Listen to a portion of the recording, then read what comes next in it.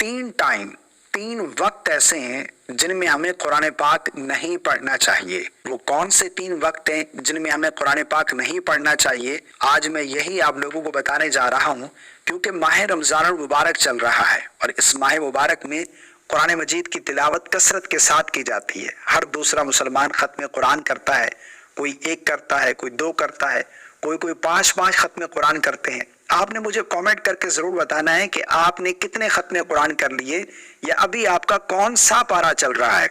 یہاں پر میں ایک چیز بتانا چاہتا ہوں، بہت سارے لوگ 10 ختم قرآن کر رہے ہوتے ہیں کہ اس رمضان ہم نے 10 ختم قرآن کرنے ہیں، اور ان کا مشن ہوتا ہے کہ صرف ختم قرآن ہونا چاہیے، پڑھ کیسے رہیں اس کی طرف ان کی توجہ نہیں ہوتی۔ بعض لوگ وہ چائنا کی ٹرین کی جو بلٹ ٹرین ہے اس کی سپیڈ کے ساتھ پڑھ رہے ہوتے ہیں۔ اس طرح پڑھنے کا کوئی فائدہ نہیں، یعنی اس طرح پڑھنے کا کوئی فائدہ نہیں ہے۔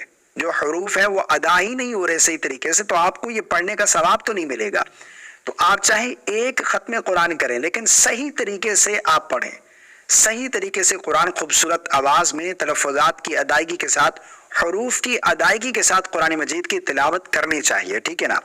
باقی آپ اس طرح صحیح پڑھنے کے باوجود جتنی مرضی آپ ختم قرآن کریں کوئی حرج نہیں ہے، لیکن ختم قرآن کرنے کا مشن نہ رکھیں، قرآن کو صحیح سمجھ کر پڑھنے کا مشن رکھیں کہ ہم نے صحیح سمجھ کر پڑھنا ہے۔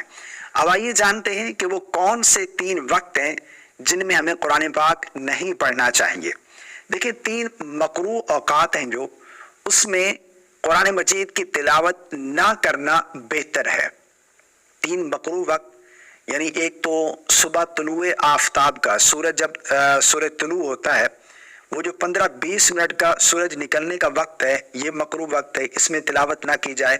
اسی طرح زوال کا وقت، وحو کبریٰ، ٹھیک ہے نا، یہ جو وقت ہے زوال کا، اس میں بھی تلاوت نہ کرنا بہتر ہے۔ اور نمبر 3 پر سورج غروب ہونے سے 15-20 منٹ پہلے سے لے کر سورج غروب ہو جانے تک، یہ 3 مکروہ اوقات ہیں، ان میں سجدہ کرنے سے منع کیا گیا ہے، چاہے وہ نماز کا سجدہ ہے یا سجدہ شکر ہے یا پھر سجدہ تلاوت ہے، ان میں سجدہ کرنے سے منع کیا گیا، کیونکہ یہ جو وقت ہے، جو کافر سورج کی پوجا کرتے، سورج کی عبادت کرتے، وہ ان 3 اوقات میں سورج کی عبادت کرتے ہیں۔ اس لیے نبی کریم صلی اللہ علیہ وسلم سے ان سے مشابہت قائم نہ ہو، اس لیے سجدہ کرنے سے منع کیا نبی کریم صلی اللہ علیہ وسلم نے۔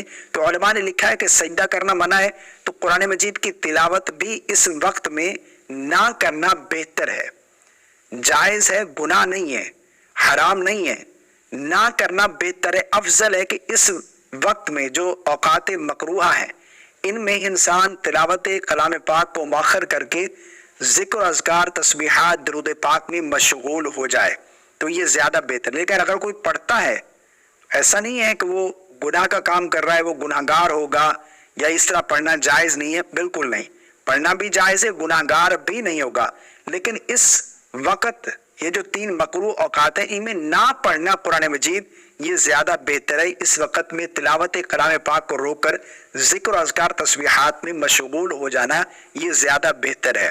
مجھے امید ہے آپ کو میری بات سمجھ آ گئی ہوگی۔ اللہ تعالی ہم سب کو سمجھ کی توفیق۔ السلام علیکم ورحمۃ